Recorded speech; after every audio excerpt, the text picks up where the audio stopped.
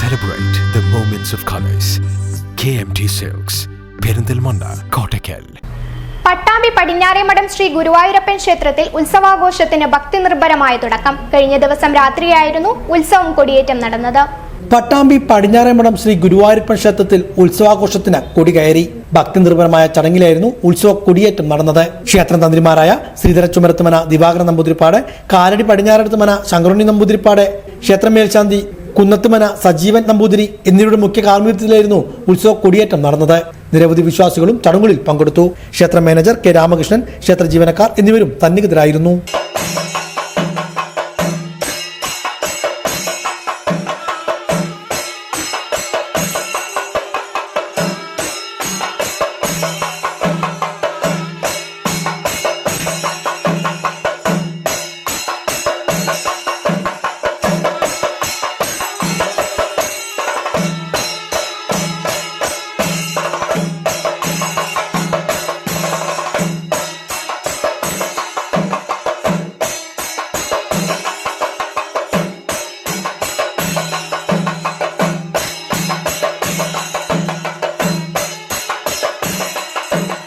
ജനുവരി 22 വരെയാണ് ഉത്സവാഘോഷം നീണ്ടു നിൽക്കുന്നത്.